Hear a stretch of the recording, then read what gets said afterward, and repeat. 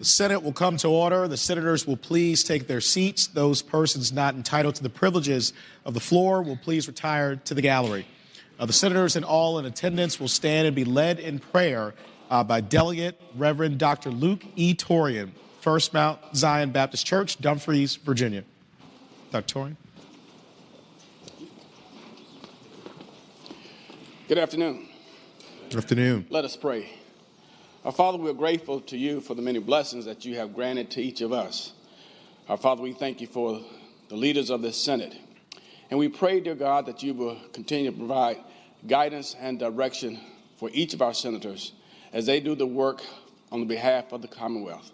I pray your blessings upon each of them and their families. We pray for our governor and pray for his leadership and his guidance as well. On this day, as we seek to serve you and the Commonwealth, we ask your blessings upon each of us. In your holy name I pray. Amen. Amen.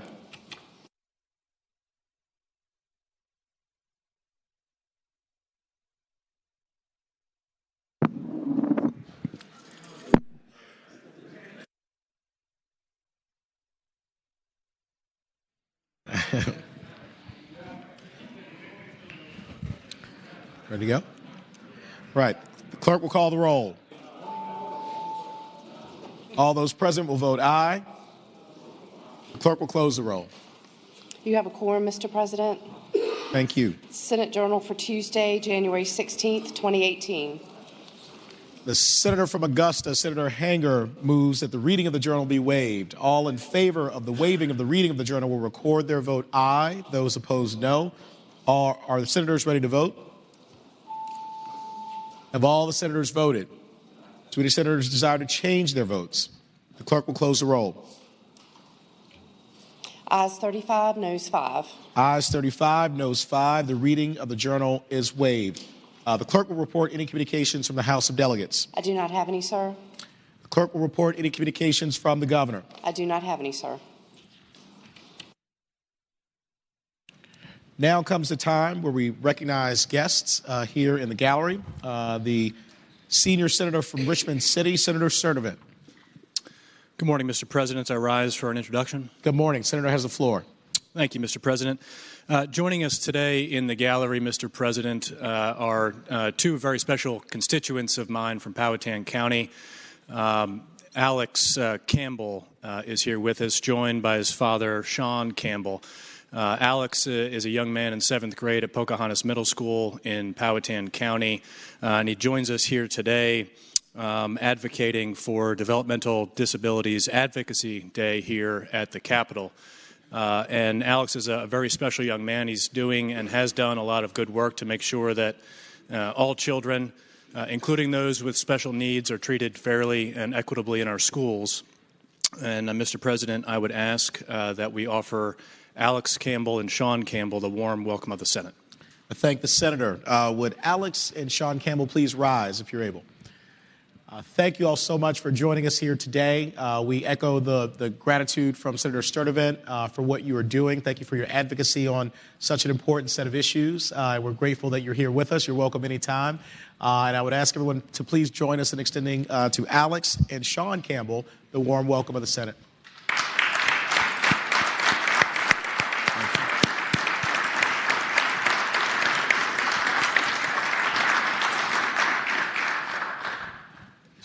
Senator Vogel here. Senator Vogel has a green sheet.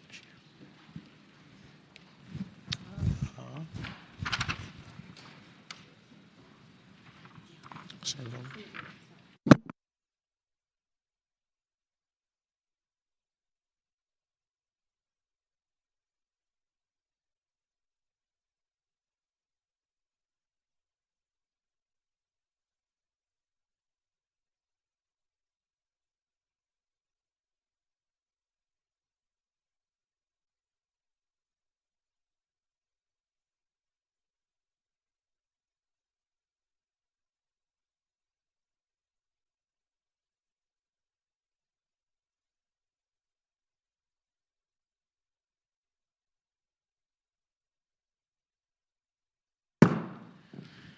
The senator from Fauquier, Senator Vogel. Thank you, Mr. President. Good Thank morning. you, Senator. I rise for purposes of an introduction. Senator has the floor. Thank you, Mr. President. It is my honor to direct your attention in the gallery to visitors that we have this morning from the Frederick County Professional Firefighters. I had a chance to visit with them for a few minutes in my office this morning, and we are so grateful for their service, and I would just ask the members of the body to please extend to them the very warm welcome of the Senate. Wonderful. Thank you so much, Senator. And would the members of the Frederick County Professional Firefighters please rise if you're able? Thank you all so much for joining us here today. Thank you for the work that you do every day on behalf of citizens in Frederick and really all around the Commonwealth of Virginia. We appreciate everything that Senator Vogel said in support of you, and we're happy to have you here anytime. And I would ask everyone here to join us in extending the warm welcome of the Senate to the Frederick County Professional Firefighters.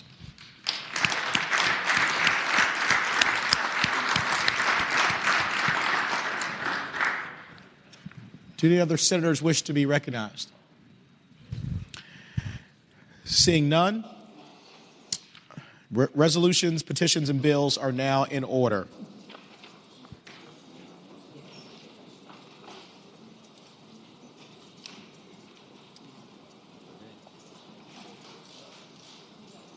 Okay. Is there any other business for the morning hour? The clerk will call the calendar. Senate calendar for Wednesday, January 17, 2018. Uncontested calendar, Senate bills on third reading. Senator from James City County, Senator Norman. Thank you, Mr. President. Good morning. I would respectfully move that all the Senate bills on the third reading on the uncontested calendar, which would include all Senate bills on pages 1 through 7, including Senate Bill 76 through Senate Bill 470, be placed on their final passage in the block. If any senator would like to remove a bill from the block, please do so after the clerk has read the number of that bill. Question is, shall the Senate bills on the uncontested calendar, third reading, pages 1 through 7, Senate Bill 76 through Senate Bill 470, be placed upon their final passage in the block, with the understanding that any senator desiring a bill be removed from the block will do so after the clerk has read the number of the bill? All in favor of the motion will say aye. Those opposed, no. The ayes have it. The motion is agreed to. The bills are before us in a block. The clerk will read the number of the bills. Senate Bill 76, Senate Bill 287, Senate Bill 295, Senate Bill 304, Senate Bill 330, Senate Bill 89, Senate Bill 121, Senate Bill 174, Senate Bill 218, Senate Bill 306, Senate Bill 340, Senate Bill 382, Senate Bill 450. Mr. President. Senator from Augusta, Senator Hanger. Mr. President, I would ask that Senate Bill 450 be taken out of the block and by for the day. Without objection.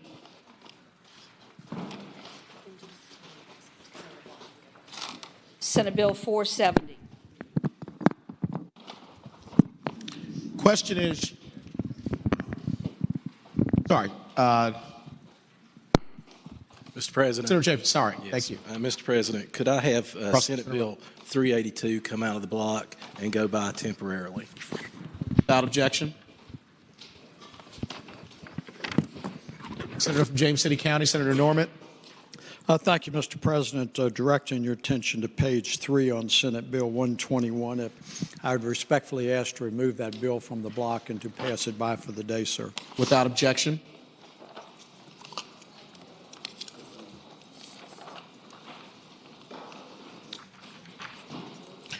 Question is, shall the bills in the block pass? That is all bills except for Senate Bills 121, 382, and 450. All in favor of the passage of the bills will record their votes aye. Those opposed, no. Are the senators ready to vote? Have all the senators voted? Do any senators desire to change their votes? The clerk will close the roll. Ayes 40, noes 0. Ayes 40, noes 0. The bills in the block pass.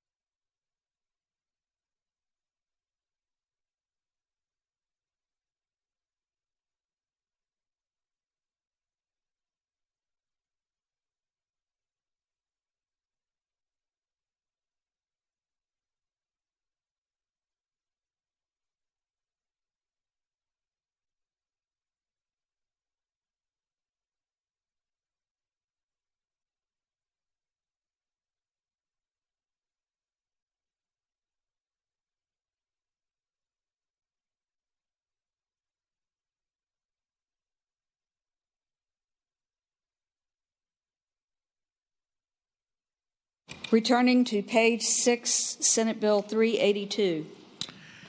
Senator from Russell, Senator Chafin.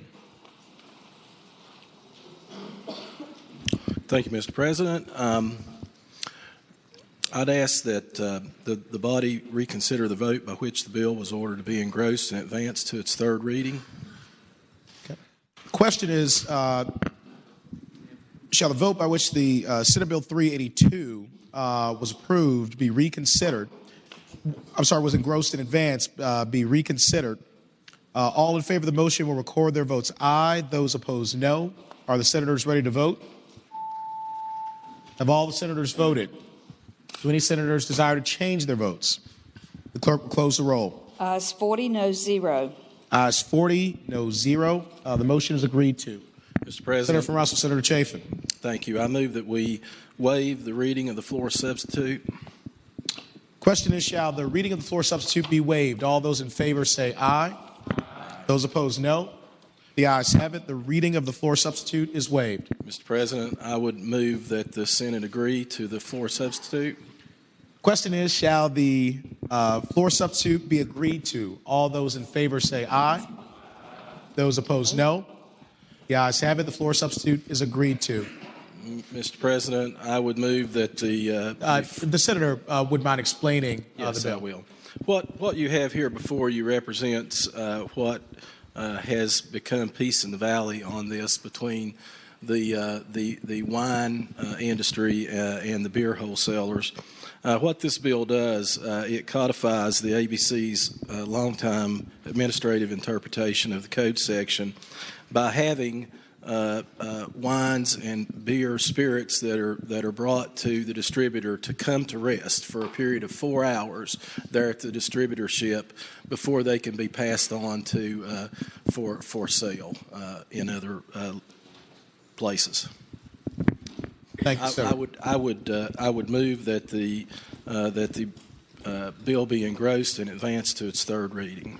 Question is, shall the bill be engrossed and advanced to its third reading? Mr. President. The senator from James City County, Senator Norman.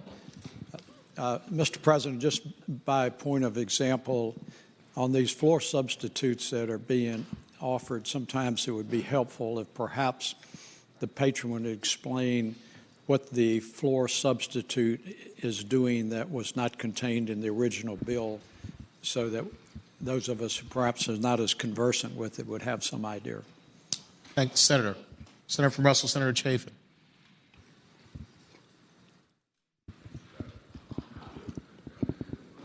Well, what this, in response to the question from Leader Norman, this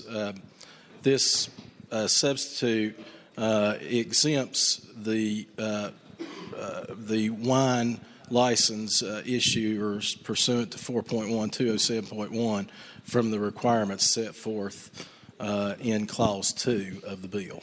So the beer wholesalers were good with it the whole time, but the wine wholesalers had some heartburn, and that represents the peace in the valley.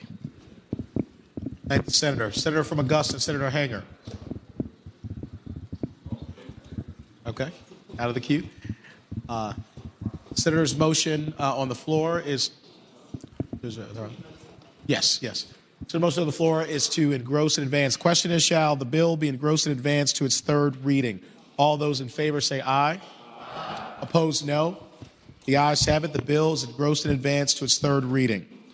Mr. President, I move that the Senate suspend the rules and dispense with the third constitutional reading. Question is, shall the Senate suspend the rules and dispense with the third constitutional reading? All those in favor of the motion will vote aye. Those opposed, no. Are the senators ready to vote? Have all the senators voted? I heard wait. Do any senators desire to change their votes? The clerk will close the roll. Ayes 40, no 0. Ayes 40, no 0. The rules are suspended. I would dispense with the third constitutional reading. Senator from Russell, Senator Chafin. Thank you, Mr. President. Having previously explained the bill and the effect of the substitute, I move that the bill do now pass. Question is, shall Senate Bill 382 pass? All those in favor will vote aye. All opposed will vote no. Are the senators ready to vote? Have all the senators voted?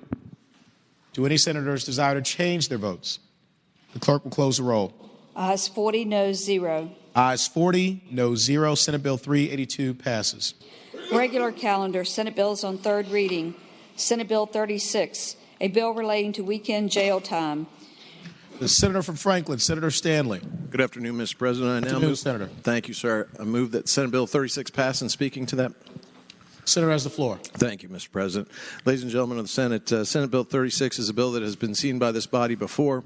It seeks to amend the code to allow certain people who have been convicted of nonviolent felonies, if they're sentenced, the active term of their sentence to be served is 90 days or less, that with the consent of the Commonwealth's attorney, that they can keep their jobs or keep going to school or take care of their children, that they can serve that jail time on weekends in the local jail. This is important, I think, for many reasons. I think we've all voted on this before. It is necessary for us to be the land of second chances. And that we need to make sure that when those people commit crimes, then they pay their debt to society, that they're welcomed back into that society and given a chance, especially when we're seeing a lot of drug offenses where those that are convicted of felonies have jobs, have families that they must care for. And if they go into jail for a long period of time, their employer usually has to find someone else to fill their job. This gives that person that chance to continue at the job, to keep their job, to continue to support their family, where otherwise that may be a problem. Because ultimately, Mr. President, we want to make all these people who come in contact with our court system, when they serve their sentences and pay their debt to society, we want them to become, once again, taxpayers and not tax burdens. So for those reasons, Mr. President, I renew my motion that Senate Bill 36 pass. Thank the senator. Senior Senator from Loudoun County, Senator Black. Thank you, Mr. President. Speaking the measure. Senator has the floor. I begin by applauding the patron for introducing the bill. I don't disagree with a word that he said. The only thing is that during the hearing in the committee, at the very final moment, the representative, the sheriffs for the state, made the point that if we allow for weekend incarceration, what it's going to do to the local jails is they're going to be flooded and they're going to be overloaded with jailmates. And that is the sole concern that I have. I very much like the idea, the second chances, all of the things that were pointed out, but I am concerned about overloading the local jails by virtue of doing this. And so I wanted to explain my position in voting no on this bill. Thank the senator. The question is, shall Senate Bill, Senator from Franklin, Senator Stanley. Mr. President, I'll yield to the gentleman to my left. Okay. Senator from Spotsylvania, Senator Reeves. Thank you, Mr. President. Would the patron rise for a question? The patron rise for a question? I will yield. Thank you, Mr. President. Thank you. There we yield. Mr. President, I would ask, based on the testimony in the committee, it was my understanding, maybe you can clarify that a little farther for me, that the Commonwealth attorney of the jurisdiction to which that individual would have to serve would have to approve it. Is that correct?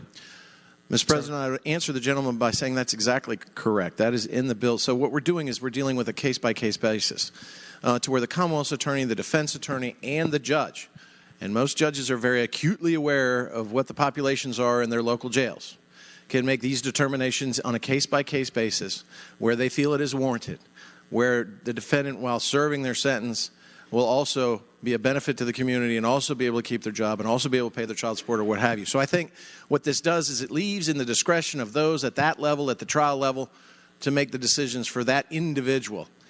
And Mr. President, I know, as lawyers, we sometimes have experience in these matters, and I can tell you our jails fluctuate.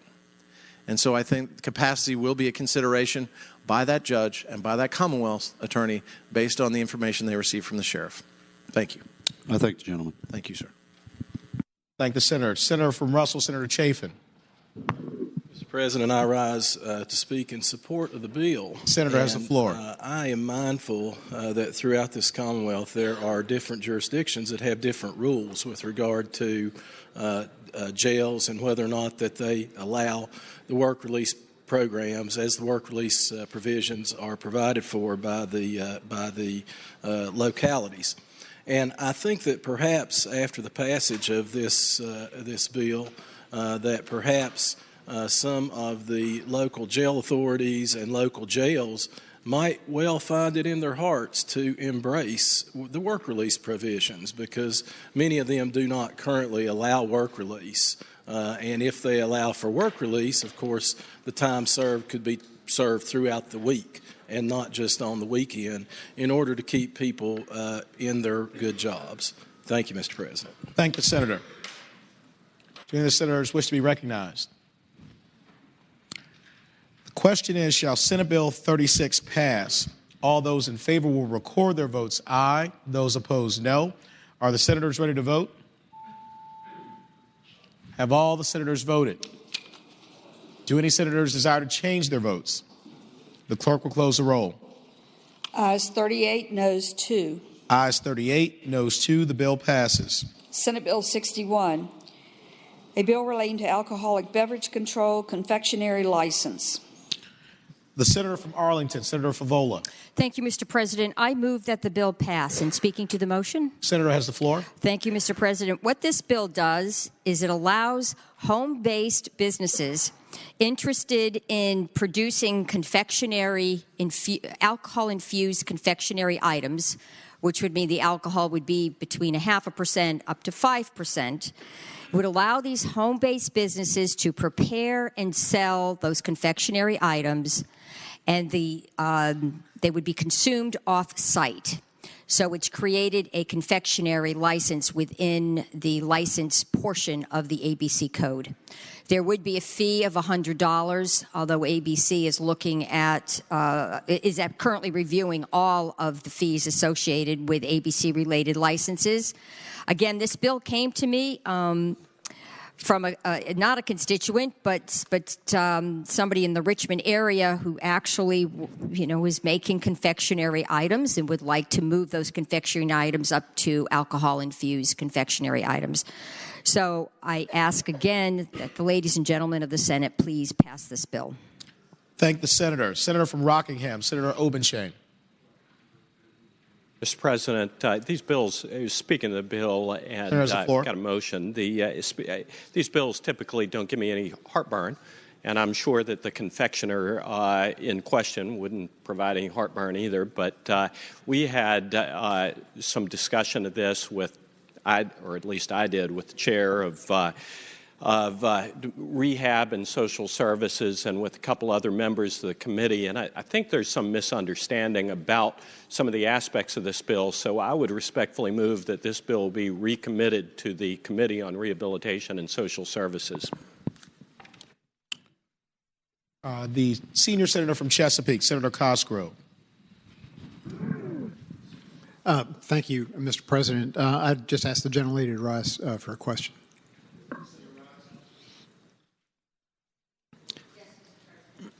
Thank you, Mr. President. I'd ask the gentlelady, she had mentioned ABC license of $100, yet on the body of the bill on line 313, N is a confectionery license of $20. Is there some... We asked the ABC representative during our committee hearing, and Travis was very clear that it was going to be $100. So I don't know if you're reading the exact line that would relate to the confectionery license, but this would be a license like some of the other licenses already listed. They have an art inspection studio license, which is $100. They have a day spa license for $100. All of these licenses permit alcohol beverage sale. Mr. President. Is my mic on? Okay. Senator from Prince William, Senator McPike. Just to clarify, maybe for the gentlelady from Arlington and for the question for the Senator from Chesapeake. At line 169 of the bill identifies the $100 fee for the confectioner license on the bill. Senator from Bath. Mr. President, just clarify as well. What they're talking about with the $20 fee is a local license tax. So the $100 fee goes to ABC. The $20 goes to the locality. Thank the senator. Senator from Rockingham, wish to be recognized. Senator from Arlington. If that concludes the questions, I again ask that this bill pass. I understand there's a motion before the body that it be reconsidered. I would just wonder why that motion has come up. We had a pretty robust conversation. All the stakeholders discussed various aspects of this bill before the committee. We did not have anybody opposed to this bill in the committee. So I'm simply I would like to be enlightened. Senator from Rockingham, Senator Obenshain. Mr. President, my apologies to the gentlelady. I didn't mean to ambush you or her or to surprise anybody. I didn't have the benefit of being on that committee, and several members of our caucus who were asking questions about it did not likewise have the ability to sit in on those proceedings. And there were questions that had been raised that I think there was great disagreement about what the bill does with respect to some of the components, the alcohol content of these confections, the attractiveness of them to children, and other issues that members of the committee wanted to take another look at. So accordingly, Mr. President, I would renew my motion that the bill be recommitted, not with any malice, but so that these issues could be examined. Mr. Chairman, may I address the motion to have it recommitted? Senator from Arlington, Senator Favola. Thank you, Mr. Chairman. Just to respond to the questions that have been asked or the comments that have been asked, when the bill requires that the consumption of this confectionery product take place off the premises, and the small business owner would be responsible for checking the identification of the consumer coming in to purchase the confectionery item. So those kinds of questions have been brought up. The alcohol, the volume is measured when the recipe is actually being prepared, and it's measured per volume. So I don't see what questions could be percolating up at this time. I'm happy to discuss this further. ABC is prepared to actually issue regulations defining what confectionery means. Again, I'm attempting to help a small business from the Richmond area. This small business right now makes confectionery products but keeps the alcohol content below the 0.5%. They want to move that up to 5%, but they are very determined to follow every requirement that would be placed on them as a result of the ABC code. Again, I ask that we defeat the motion to recommit. Thank the senator. The senator from Spotsylvania, Senator Reeves. Thank you, Mr. President. Rise to speak to the motion. Senator has the floor. Mr. Chairman, Mr. President, I don't have a problem bringing it back to the committee. We have worked out the docket in social services and rehabilitation in that we won't hear alcohol bills again until the following week. We're going to hear all the social services bills this week on Friday, and I think we have room to hear that legislation again rather than push it to where it could fail. I'd like to have the opportunity to have some of my members understand what it really means. Thank the senator.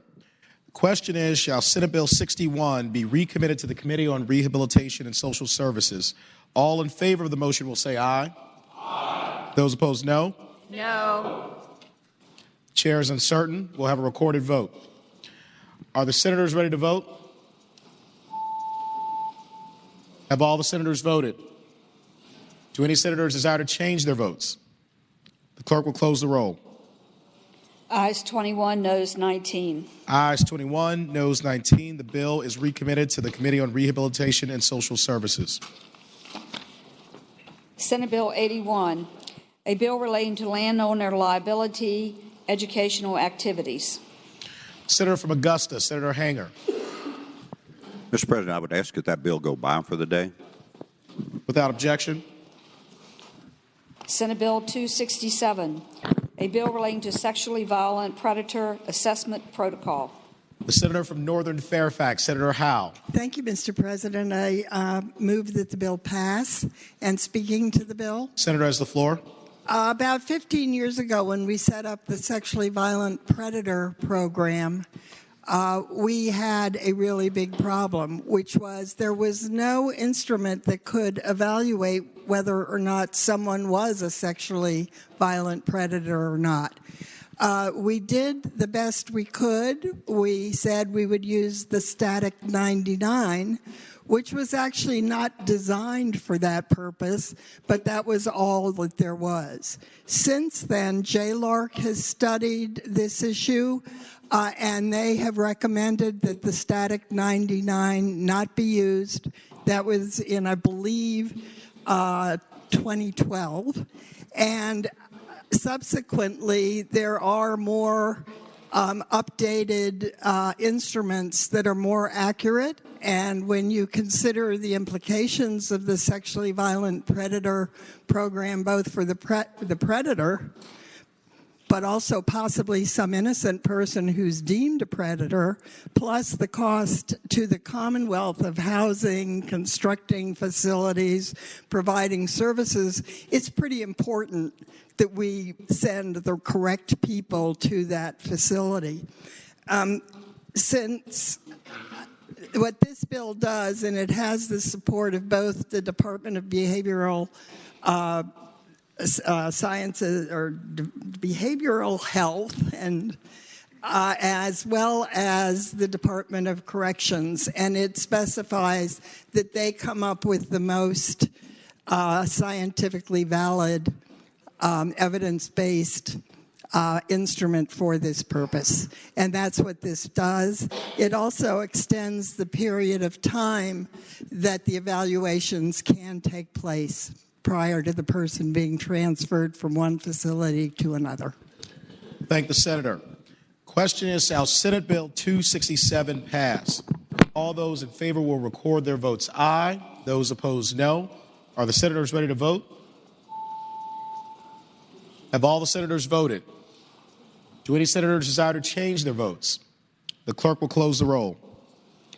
Ayes 35, noes 5. Ayes 35, noes 5. The bill passes. Senate Bill 344, a bill relating to sewage system state adoption of federal criteria. We have a floor substitute that was adopted yesterday. Senator from Lynchburg, Senator Peake. Mr. President, having voted on the prevailing side, I move to reconsider the vote by which Senate Bill 344 was engrossed and advanced to its third reading. Thank the senator. The question is, shall the vote by which Senate Bill 344 was engrossed and advanced to its third reading be reconsidered? All in favor of the motion will record their votes aye. Those opposed, no. Are the senators ready to vote? Have all the senators voted? Do any senators desire to change their votes? The clerk will close the roll. Ayes 40, no 0. Ayes 40, no 0. The motion is agreed to. The senator from Lynchburg, Senator Peake. Yes, sir. Mr. President, having voted on the prevailing side, I move to reconsider the vote by which the substitute to Senate Bill 344 was agreed to. The question is, shall the vote by which the floor substitute was agreed to be reconsidered? All in favor of the motion will record their votes aye. Those opposed, no. Are the senators ready to vote? Have all the senators voted? Do any senators desire to change their votes? The clerk will close the roll. Ayes 40, no 0.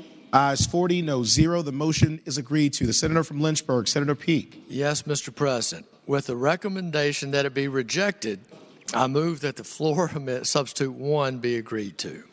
With the recommendation that it be rejected, the question is, shall the floor substitute be agreed to?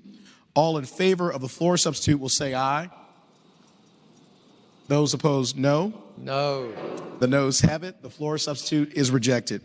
The senator from Lynchburg, Senator Peake. Yes, sir, Mr. President. Thank you. Mr. President, I move that the reading of the amended substitute number 2 be waived. Question is, shall the reading be waived? All in favor of the motion will say aye. Aye. Those opposed, no. The ayes have it. The reading is waived. Senator from Lynchburg. Mr. President, I move that substitute number 2 be agreed to, and speaking to the motion. Senator has the floor. Mr. President and members of the body, I apologize. I have made a snafu yesterday and brought version number 5 when I should have brought version number 6 of this substitute to this body. All the language has been agreed to by the appropriate parties, so substitute number 6, which you have before you, is the proper motion. And what this motion does, it involves EPA guidelines for ammonia and water, and what we are doing is amending this statute will delay the implementation of that EPA guideline and will save upwards of $500 million to localities and private companies in the Commonwealth. Thank the senator. The question is, shall the floor substitute number 2 be agreed to? All in favor of the motion will say aye. Those opposed, no. The ayes have it. The substitute is agreed to. The senator from Lynchburg, Senator Peake. Mr. President, I move that the bill be engrossed and advanced to its 3rd reading. Question is, shall the bill be engrossed and advanced to its 3rd reading? All those in favor of the motion will say aye. Aye. Those opposed, no. The ayes have it. The bill is engrossed and advanced to its 3rd reading. The senator from Lynchburg, Senator Peake. Mr. President, I move that the rules be suspended and that the 3rd constitutional reading be dispensed with. Question is, shall the rules be suspended and the 3rd reading of the title of Senate Bill 344 be dispensed with? All in favor of the motion will record their votes aye. Those opposed, no. Are the senators ready to vote? Have all the senators voted? Do any senators desire to change their votes? The clerk will close the roll. Ayes 40, no 0. Ayes 40, no 0. The reading of the titles is dispensed with. The senator from Lynchburg, Senator Peake. Mr. President, I move that the bill pass, and speaking to the bill. Senator has the floor. Thank you, Mr. President. Members of the Senate, the bill as amended has the full support of the Virginia Association of Municipal Wastewater Agencies, VML, and VACO, and the Virginia Manufacturers Association, as well as the main environmental groups who have been involved with the bill, including the Chesapeake Bay Foundation and the James River Association. And what this bill does is mitigate the financial factors of implementing the EPA ammonia guidelines. And the floor substitute has been agreed to by the State Water Control Board, and they approve of this, as well as how it complies with the Clean Water Act. Thank the senator. The question is, shall Senate Bill 344 pass? All in favor of passage of the bill will record their votes aye. Those opposed, no. Are the senators ready to vote? Have all the senators voted? Do any senators desire to change their votes? The clerk will close the roll. Ayes 40, no 0. Ayes 40, no 0. Senate Bill 344 passes. I think we'll add this to the Lieutenant Governor's mock training. Uncontested calendar, Senate Bill on 2nd reading. Senate Bill 669, a bill relating to involuntary mental health treatment, minors' access to firearms. Reported from the Committee for Courts of Justice.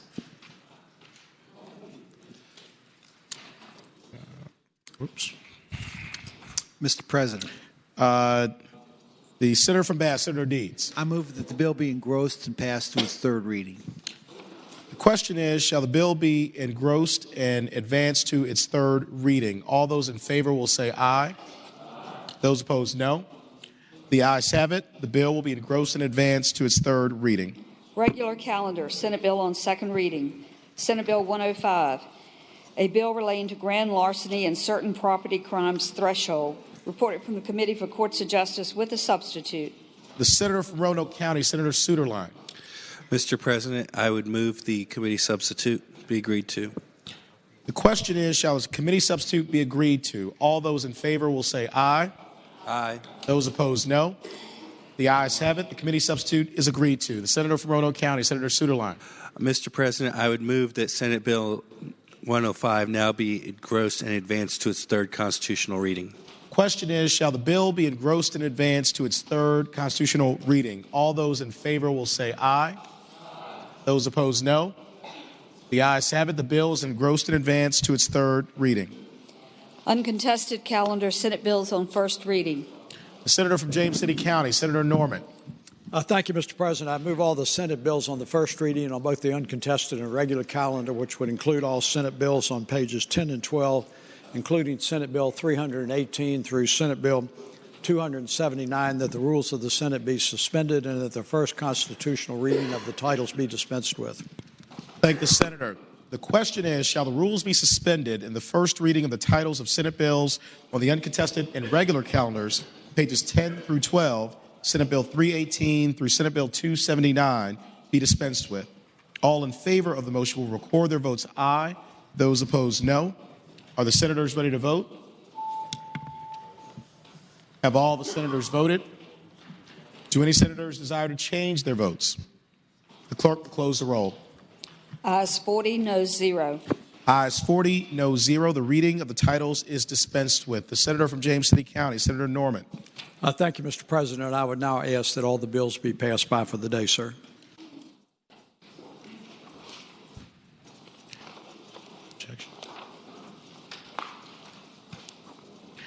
Question is, shall the Senate bills and the uncontested and regular calendars now on second reading be passed by for the day? All in favor of the motion will say aye. Aye. Those opposed, no. The ayes have it. The bills will go by for the day. Senator from James City County, Senator Norman. Mr. President, inquiry of the clerk. Does that complete today's calendar, sir? Yes, sir. Is there any other business to come before the Senate? The senator from Arlington, Senator Favola. Mr. President, I rise on a point of personal privilege. Senator has the floor. Thank you very much. Ladies and gentlemen of the Senate, in an effort to gain more comedy in the Senate, I would just like to compliment our dear friend and senator from Franklin County, who, after a rather disappointing and contentious session yesterday, did conduct the local government committee meeting with fairness and objectivity and, of course, his always present humor. So I have to say that was an exemplary way of putting aside one issue, not tying it to other issues, and allowing a local government to go forward and actually analyze on its merits the different bills that came before us. I do want to say, though, if we are to reach this level of better collaboration and I believe an effort to really move the Commonwealth forward, we have to deal with Medicaid expansion. Medicaid expansion is an issue that has been important, continues to be important. 82% of Virginians have made their voices heard, have said time and again, for our neighbors and our friends should have the dignity to be able to visit a doctor when they are sick. We cannot continue to put Band-Aids on a system that is simply broken. And we know it's broken. Healthcare costs have been rising because we have too many uninsured individuals in Virginia. And these individuals wait until they are extraordinarily sick to go to the emergency room. The cost of care is very inefficient, it is very high, and the outcomes are not good. They're not the best outcomes we could possibly have. I know there's a constituent of mine in Northern Virginia who did not have insurance, had an infection in his ear, let it go way too long until he could no longer perform his duties at work, went to the emergency room, and ended up, they could not help this man, and he is now deaf, at least deaf in one ear and partially deaf in the other. And that's simply because he could not go to a doctor. There are 32 states that have expanded Medicaid. Virginia is sending $5.4 million a day to these other states. These are tax dollars paid by Virginians going to other states to insure the uninsured. And yet we are leaving our own Virginians out in the cold. We must act to change this. And it's really our responsibility. We're talking about $2.5 billion a year. That's a lot of money in our economy. And new jobs. And these jobs would be spread throughout the Commonwealth, but Frankly, they would be in areas that are now suffering from very high unemployment, where coal jobs are going away, where there are no other options for folks. And they would, yet, if we had this Medicaid money, we could create clinics. We could create access points. People could go and get certificates in healthcare professions. This would make a difference. It would make a huge difference. I certainly feel for our senator, our friend from Franklin County, and the hospital in Patrick County that was suffering yesterday and needed action and an emergency clause. But I have to believe that there are other hospitals in the Commonwealth that are in the same situation, are struggling because they have a high uncompensated care load, and yet we sit here and do nothing. We have to stop. It is time to act. You know, the Governor Northam, in his inaugural address, talked about giving individuals hope. And here we are. We have the opportunity to give individuals hope. We have the opportunity to do the right thing. We know that providing health care is the right thing. We would not shut our hospital doors because people don't have access to care. We know our hospitals are the safety net. So why don't we try to allocate health resources in a normal way, in a way that makes sense, in a way that keeps people healthy? Ladies and gentlemen, I do hope we can make progress on Medicaid expansion. There are many options out there. We have lots of opportunities to tweak whatever we do, to identify categories, but what we have to do is ensure the uninsured, hardworking Virginians who need insurance. I think if we could work together on that and start a healthy conversation, it would go a long way in helping us be more collaborative. Thank you, Mr. President. Thank the Senator. Senator from Roanoke City, Senator Edwards. Mr. President, on the issue of personal privilege. Senator has the floor. Mr. President, last Saturday, we heard what I consider one of the finest inaugural addresses of any governor that I've heard since I've been here. Mr. President, the governor spoke, of course, about his policy initiatives, which is important and would be expected. But he also gave some interesting stories about his personal life and growing up and the things that affected him as a person and made him the kind of person he is today. And most importantly, he talked about how he intended to govern Virginia, to move Virginia forward with what I would call moral clarity. And in some of his personal stories, Mr. President, he talked about the influence of his parents on him and how that has affected his leadership style, and which is to emphasize the importance of service to the people wherever you live. He talked about his parents' influence, that their humble and steady service to people around them taught me what strength looks like. It taught me that you don't have to be loud to lead. That reminded me a little bit of what we talked about last Friday, I believe it was, when we honored the life of Senator Patsy Tyser and had her family here. I think somebody commented that she used to say, you don't have to be loud to lead. I think that's an important thing to talk about. And what the governor said, he talked about his personal experience with his father boating on the Chesapeake Bay. And he would go crabbing and fishing. And his father taught him to trust in his compass when the weather was bad. And he used the analogy, the compass that his father was talking about, you can analogize it to a moral compass and the kind of lives we lead.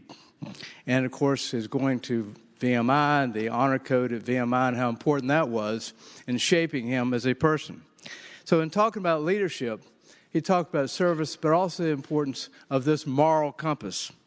The Roanoke Times did an excellent editorial about the governor's inaugural address the other day, and they said that they quoted the governor as saying, Virginia and this country need this moral compass more than ever before.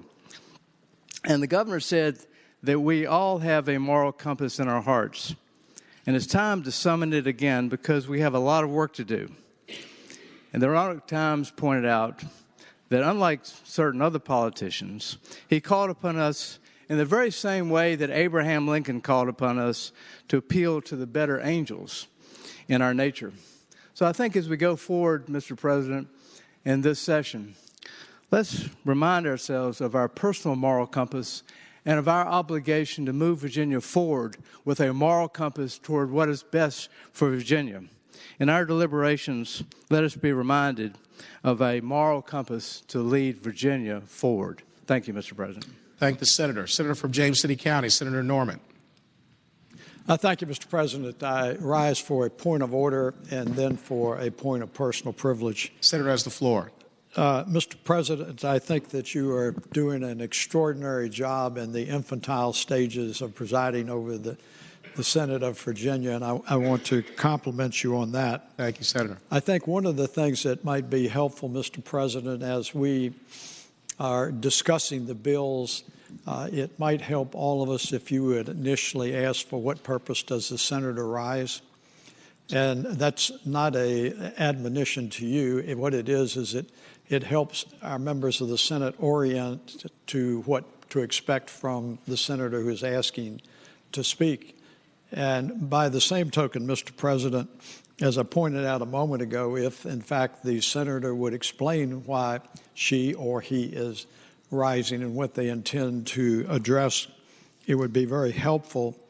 And as I mentioned earlier, if we have a floor amendment or especially a floor substitute, it would be very helpful and probably expedite the process if the senator would explain what that floor amendment or floor substitute is doing, and particularly if it is in contrast to what was contained in the original draft of the bill. So that, Mr. President, would be my point of order.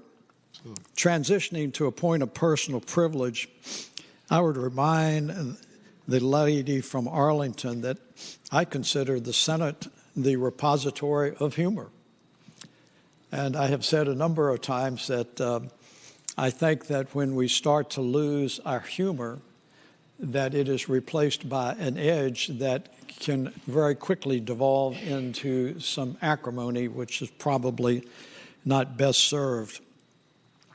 I would further say to the lady from Arlington, and I responded to some of your colleagues yesterday when the question was presented to me individually. What happens on the floor, in my view, stays on the floor and does not transition into the committee structure. Now, that doesn't mean to suggest that there might not be continuing discussions on the floor, but there's not going to be any contamination of the committee process, and I want to offer that assurance. I would say, as to your comments dealing with Medicaid expansion, as I address it, I drop the second word. I discuss it in terms of Medicaid, and I will suggest to the body that the issue of Medicaid will ultimately be determined by what a majority of this body decides. I would further say that we have heard for 4 years and continued through Saturday and continued through Monday that we are pretty intimately familiar with the statistics and the rhetoric surrounding Medicaid. And while everyone has the opportunity to address anything in a point of personal privilege on this floor, those redundant statistics and redundant rhetoric are not going to move one vote. They're not going to move one vote, but they are helpful in continuing to educate us. I continue to remain a close friend with the governor of Virginia because we share some commonality. I had the privilege of representing the Eastern Shore for 10 years. I was the first legislator not from the shore to represent the Eastern Shore, and I worked very hard to learn the culture and the attitudes of the Eastern Shore, because my worthy opponent in 1991 echoed the refrain of Norman will forget the Eastern Shore. And how many times I heard that, I ran out of fingers and toes on multiple occasions, but it was important not to forget the Eastern Shore. And one of the first demonstrated examples of that was when I had to convince then Speaker Tom Moss of the House of Delegates that the Eastern Shore actually should be included on every state map in Virginia. At that time, the Eastern Shore was not, and I say to Senator Lewis, was not even on the state map. So I also have the common background from Virginia Military Institute, which I know you all are nauseous about hearing about in the Battle of Newmarket. So I have a common personal relationship with the governor. That doesn't mean that I share his political perspective. So I would say to you, I look forward to us moving forward with some degree of civility. And I listened to the eloquence of the senator from Roanoke and talk about hope and compasses. I am probably the only person in this room that has been lost on the Chesapeake Bay in the thickest fog that I have ever been in my life when we were duck hunting. And I know something about compasses on the eastern shore of Virginia, where literally the fog was so thick that two of our duck hunting boats ran together because we couldn't see that far ahead. But I would further say to you that hope is a multifaceted word, and hope can extend to those aspirants who want Medicaid in some form in Virginia, but there's hope in Patrick County. Finally, I would say when it comes to speeches, and I listened very carefully on Saturday to the speech and from the governor, and I concur with the senator from Roanoke. Much of it came from his heart, which I respect. Much of it came from life's experiences. That was to be contrasted with what I heard on Monday evening. And having been an English history major in an engineering school, I appreciate that I'm something of an oddity. I know some of you think that there are a lot of other odd things about me, and I'm not the least bit offended. But I would say, I recall about Abraham Lincoln in a statement that he made. And he said, even sometimes when I, as the President of the United States, wrote a speech the night before, perhaps I should sleep on it and tear it up and try another version. Thank the senator. Senior senator from Chesapeake, Senator Cosgrove. Thank you, Mr. President. I rise for a point of personal privilege. Senator has the floor. Thank you, Mr. President. Ladies and gentlemen of the Senate, I don't get up and do many points of personal privilege, but I'm listening to different folks get up and extol the benefits of Medicaid and the expansion thereof, and how it's for the good of the health of the people of Virginia, and how they want to make sure that health care is available, and how people are dying because they don't have it. I just seem a little confused when I hear that, and then yesterday, the people of Patrick Henry were told to pack sand. Thank you. Thank the senator. Senator from Grayson, Senator Carrico. Thank you, Mr. President. Rise for a point of personal privilege. Senator has the floor. For the past few days, I've been fighting to get a voice back, so I'll be brief. But, you know, I watched yesterday and with anticipation that my seatmate's bill would not be taken by or killed, because I knew that from explanation in committees and explanation on the floor that this was a bill that basically would assist the citizens of Patrick County to be able to get their hospital running again, that because of management it failed, not because of no Medicaid expansion.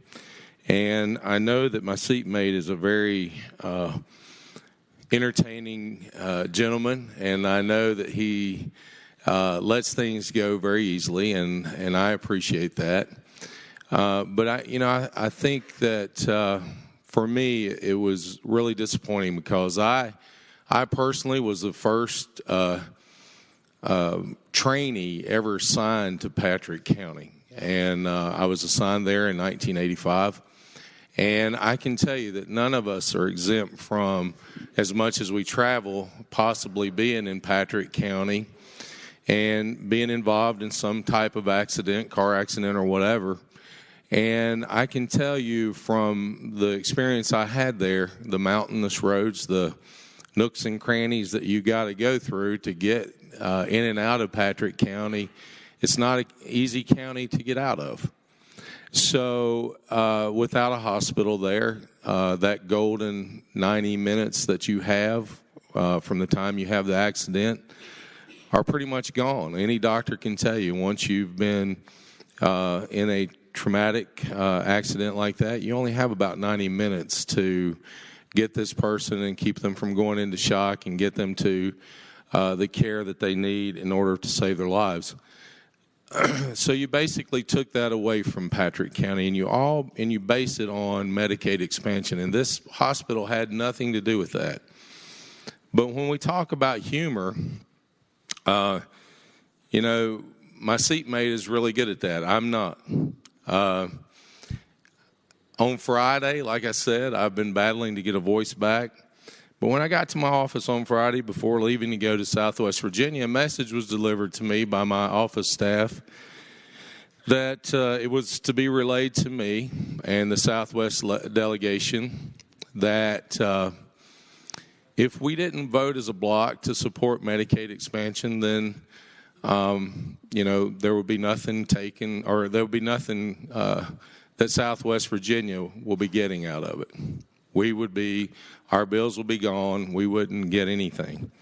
And so you've cut off a section of the state, Southwest and South Side Virginia, just to get what you want. And I can tell you from experience, and most of you know me by now,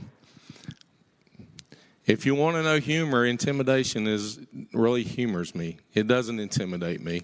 And I am just like every constituent that I represent in Southwest Virginia.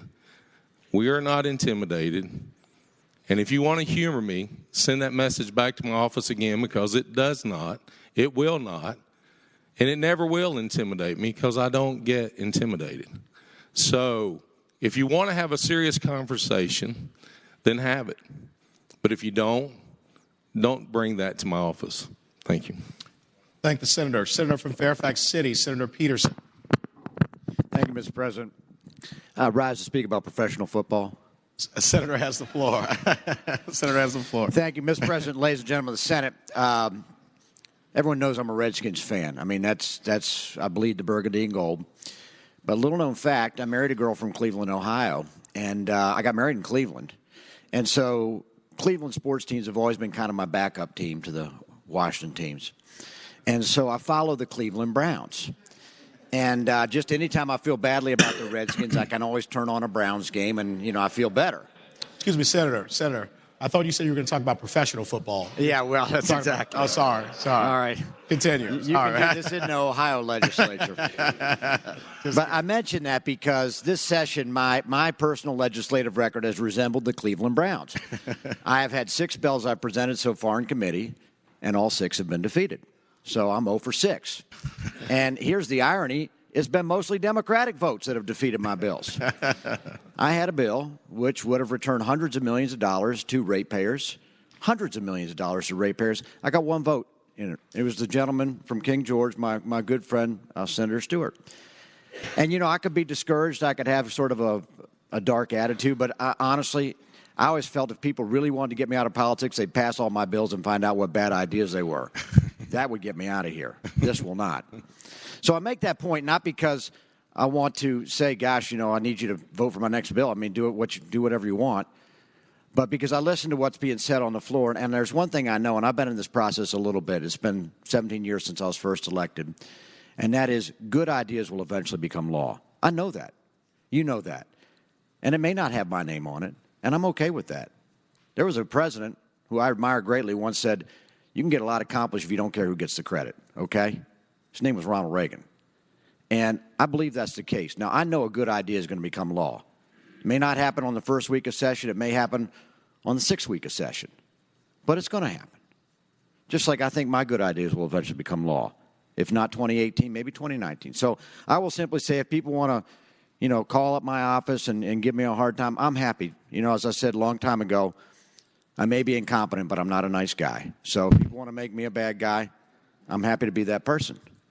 But the good ideas will become law. I will promise you that, my good friend Senator Stanley, fellow graduate of Lanier Middle School in Fairfax, Virginia, I might add.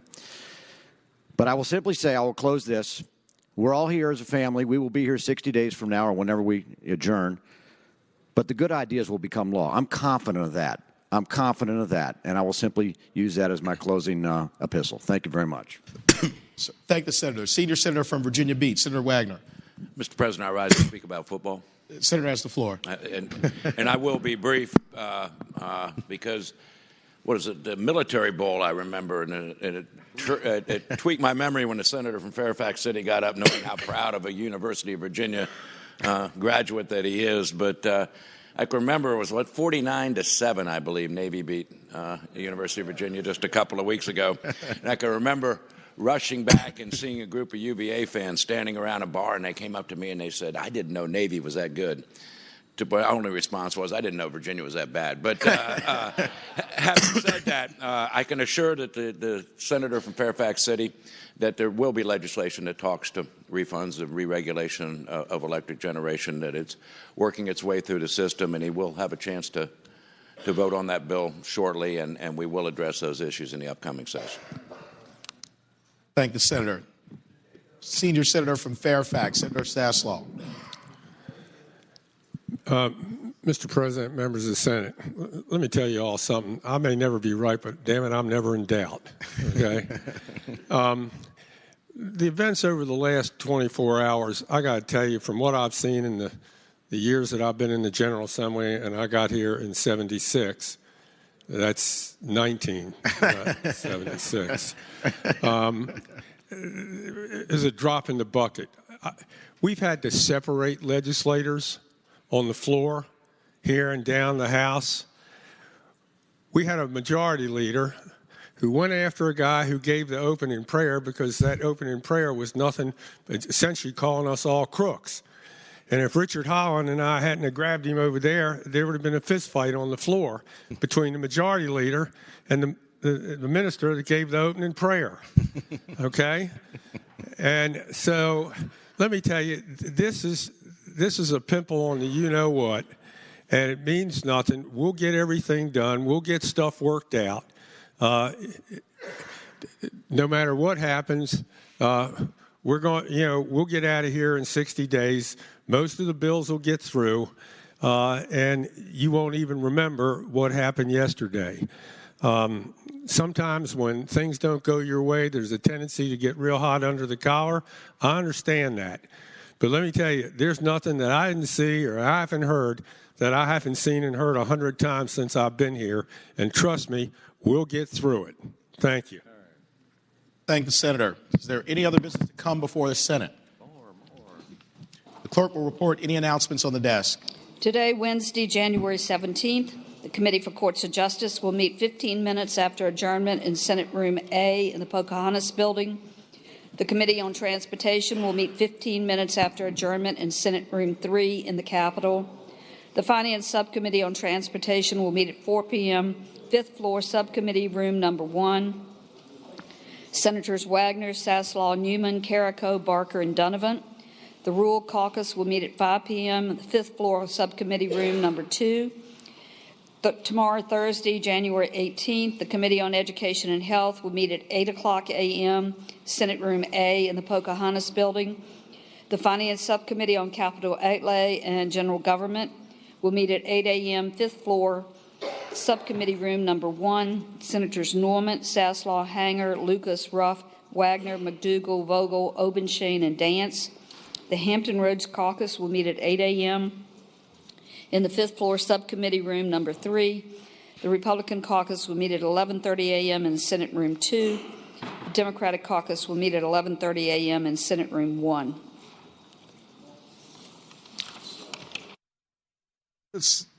Senator from Bedford, Senator Newman.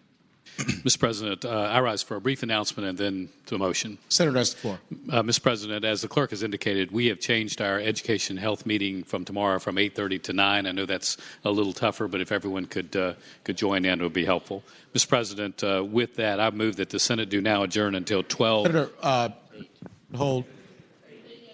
8 a.m. I'm sorry. Okay. Thank the Senator. We are going to adjourn it until 12 tomorrow, though. Mr. President, I now move that we adjourn until 12 noon tomorrow. Question is, shall the Senate adjourn until 12 noon tomorrow? All those in favor will say aye.